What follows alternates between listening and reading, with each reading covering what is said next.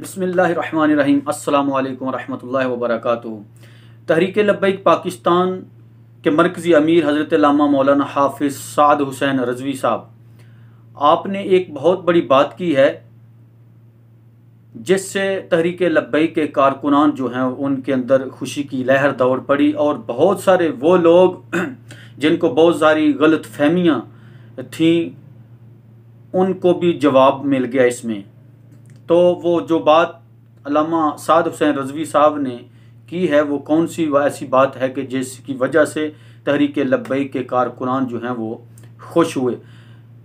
एक जलसा गुजरा में हुआ जिसमें अल्लामा साद हुसैन रज़वी साहब जो हैं वो उनकी आमद थी और जलसा के इख्तिताम के बाद जब वो रवाना होने लगे तो वहाँ पर बहुत सारे मीडिया के लोग जो हैं वो जमा हुए और उन्होंने अल्लामा साहब से सवालात करने शुरू किए। प्रेस कॉन्फ्रेंस करते हुए बहुत से सवालात उठाए गए। साद हुसैन रज़वी साहब के ऊपर बहुत सारे मीडिया की तरफ से सवालात उठाए गए और वही मीडिया है कि जो तहरीक लब्बैक को बिल्कुल संजीदा नहीं ले रहे थे। ये कभी भी अमीरुल मुजाहिदीन अल्लामा हाफिज़ खादिम हुसैन रज़वी साहब का भी कभी इन्होंने इंटरव्यू नहीं लिया था।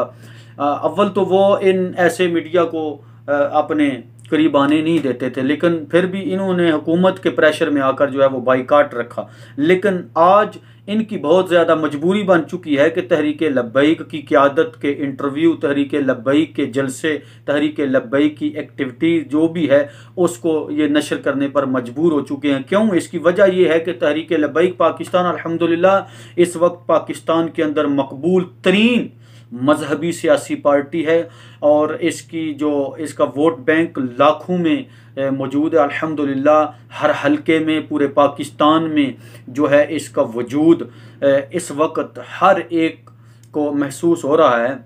तो मीडिया की जो टीम थी उन्होंने सवालात उठाए कि आप अल्लाह ने आपको ये इक़्तिदार सौंप दिया, अगर तहरीक लब्बैक पाकिस्तान जो है वो इक़्तिदार में आ गई तो सबसे पहले जो काम आपका होगा वो क्या होगा? तो अल्लामा साहब ने सवाल का जवाब ये दिया कि सबसे पहले जो हमारा मिशन, सबसे पहले जो हमारा काम तहरीक लब्बैक का होगा वो ये होगा कि हमारा मिशन चूँकि यही है कि हम दीन को तख्त पे लाएंगे, इस्लाम को तख्त पे लाएंगे, किसी शख्सियत को तख्त पे नहीं लाएंगे। यानी किसी शख्सियत को इक़्तिदार में लाने के लिए हम जिद्दोजहद नहीं कर रहे, बल्कि दीन मुस्तफ़ा सल्लल्लाहु अलैहि वसल्लम को इक़्तिदार में तख्त पर लाने के लिए जो है वो कोशिश कर रहे हैं।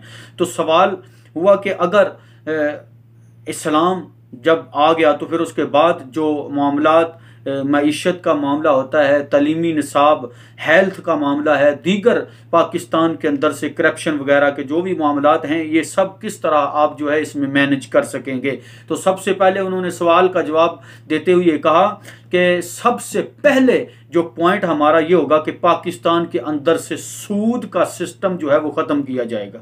सूद का निज़ाम जो है वो ख़त्म कर दिया जाएगा।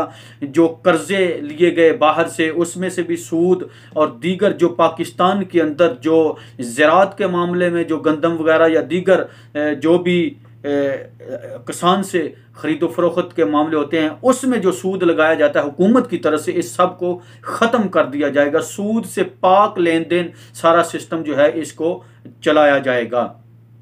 तलीमी निसाब में भी सबको यानी यकसा हुकूक दिए जाएंगे। अगर किसी गरीब का, एक सवाल ये भी किया गया मीडिया की तरफ से कि अगर ये जो साफ़ पानी का मामला है इसमें गरीब और अमीर के बहुत सारे मसाइल, यानी गरीब को साफ़ पानी भी मुहैया नहीं और अमीर जो है वो बाहर से मिनी वाटर जो पानी है वो पीते हैं। तो इस सवाल के जवाब में भी उन्होंने यही कहा कि जब हुकूमत आएगी इस्लाम की, जब तख्त पे इस्लाम होगा तो फिर ये जो बाहर से अपना पानी मंगवा के पीते हैं, ये जो पानी फ्रांस और दीगर ममालिक से ये जो मंगाकर पानी पीते हैं, इन लोगों को भी वही पानी मुहैया किया जाएगा जो एक गरीब आम आदमी पाकिस्तान में पानी इस्तेमाल करता है। तो जब यकसा सबको हुकूक मिलेंगे तो इंशाअल्लाह पाकिस्तान की मईशत भी जो है वो बेहतर हो जाएगी। सबसे पहले फिर उन्होंने ये भी कहा कि सबसे पहले ये भी काम होगा कि ये जितनी भी शख्सियात वज़ारत उज़्मा से लेकर नीचे तक सब के प्रोटोकॉल ख़त्म कर दिए जाएंगे।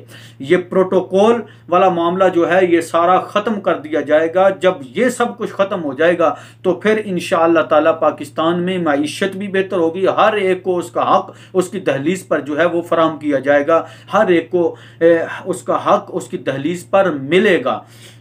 आखिर में जो अहम बात की गई, जो अहम पॉइंट उठाया गया मीडिया की तरफ से कि जिस तरह पहले पाकिस्तान के अंदर होता आ रहा है कि जब भी इलेक्शन करीब आते हैं तो जिस तरफ हवा चलती है ये सियासतदान अपना रुख उस तरफ मोड़ लेते हैं। यानी ये समझते हैं, जब ये समझते हैं कि ये पार्टी जो है इस वक्त मजबूत होती जा रही है, अवाम में मकबूल होती जा रही है, तो आइंदा उम्मीद है कि इस पार्टी को अवाम चाहेगी और इस पार्टी के नुमाइंदे जो हैं वो मुंतखब होकर वानू में पहुंच सकेंगे। तो उनका रुख फिर जब वो हवा का रुख देखते हैं तो फिर अपनी पहले वाली पार्टी को खैरातबाद कहकर वो उस पार्टी को ज्वाइन कर लेते हैं और उस पार्टी में आकर वो जो है वो इलेक्शन लड़ के उसके टिकट पे इलेक्शन लड़ पे जब वो असेंबली में जाते हैं तो फिर वही काम करते हैं जो पहले करते हैं, यानी करप्शन वगैरह लूट मार का सारा कुछ वो धंधा करते रहते हैं। तो क्या तहरीक लब्बैक पाकिस्तान चूंकि इस वक्त मकबूल तरीन पार्टी बन चुकी है, अवामी हलकों में इसकी मकबूलियत बढ़ रही है, हर कोई इसको चाहने वाला है, तो इस तरह दूसरे जो MNA MPs जो दूसरी पार्टियों में मौजूद हैं वो ये ख्याल कर रहे हैं, उनमें से बहुत सारे ये सोच विचार कर रहे हैं कि आइंदा जो 2023 का इलेक्शन होगा उसमें हम तहरीक लब्बैक को ज्वाइन करके उसके टिकट पर हम इलेक्शन लड़ेंगे।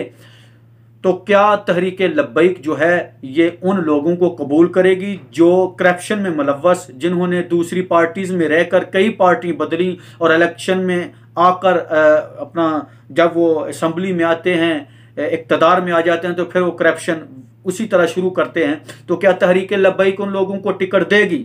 इस पर अल्लामा साद हुसैन रज़वी साहब ने बहुत अच्छा जवाब दिया और बहुत एक मजबूत जवाब दिया कि जिससे हर कारकुन का यानी दिल खुश हो गया और हर उस बंदे को मायूसी हुई कि जो ये सोच रहा था, समझ रहा था, फिक्र कर रहा था कि हम तहरीक लब्बैक में शामिल हो जाएंगे। इस का सबूत आपको इस वीडियो में मिल जाता है और अल्लामा साद हुसैन रज़वी साहब की ज़ुबानी आप खुद सुन लें कि आपने क्या फरमाया।